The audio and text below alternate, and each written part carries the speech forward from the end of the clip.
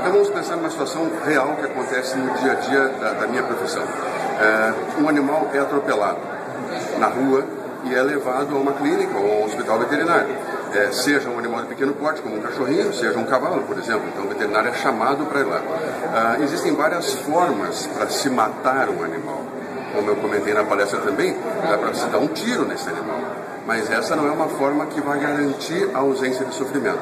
Então, sistematicamente, o que nós fazemos é uma planificação de trabalho com base em que tipo de animal nós temos ali. Porque gatos se comportam farmacologicamente diferente de outras espécies, peixes se comportam diferente, aves também.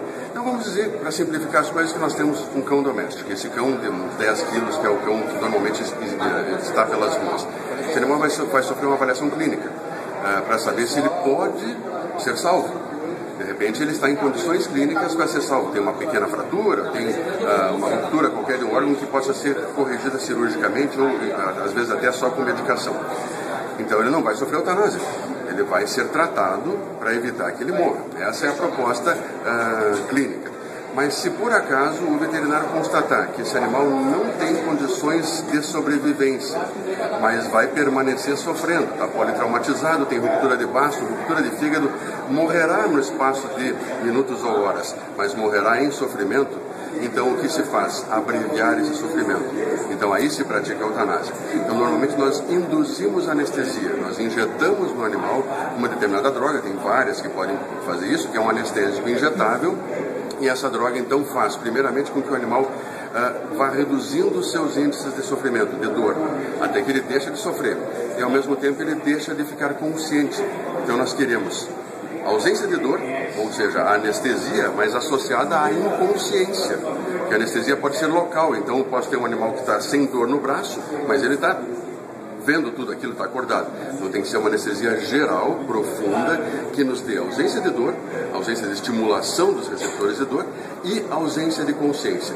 Nesse momento ele está anestesiado como se ele fosse para uma cirurgia. E então o passo seguinte é aprofundar essa anestesia. Então se fosse para operar determinado animal, eu usaria, por exemplo, 10 unidades de uma determinada droga, associada com mais 5 da outra. Nesse caso eu vou usar 10 e 5 para induzir o estado, às vezes até isso é necessário para poder examinar o animal, porque a dor não deixa nem que você consiga examiná-lo, né?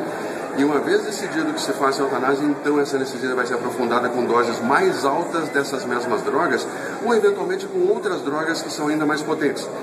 Isso hoje em dia se consegue fazer até com injeção intramuscular, sem que se precise necessariamente ter acesso a um vaso, que às vezes o animal está em tão más condições que nem um vaso sanguíneo nós conseguimos acessar. E a ideia é que isso aconteça de uma forma rápida e sem nenhum sofrimento.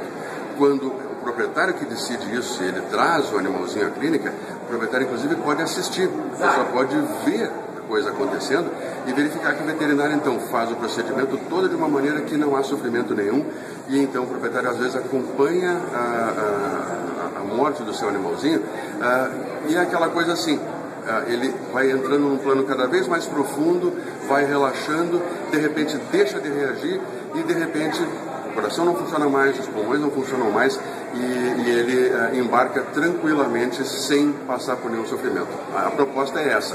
Em qualquer situação, a proposta moderna dos veterinários é, se algum animal tem de morrer na nossa mão, ele vai morrer sem sofrimento, sem dor e completamente inconsciente, de uma maneira que nós possamos colocar nossa cabeça no travesseiro à noite e dormir tranquilo, sabendo que não houve nenhum sofrimento. Porque uma coisa que se diz hoje em dia na minha profissão, ninguém merece sentir dor. As pessoas podem reclamar, as pessoas reclamam, os animais nem isso podem, né? Então é nossa obrigação profissional, nossa obrigação assim, conceitual e a nossa obrigação em termos da nossa posição social, fazer isso sem sofrimento, para que esses animais possam, pelo menos nesse momento que seria tão crítico, né, ir tranquilamente sem realmente dor. Dor ninguém merece sentir.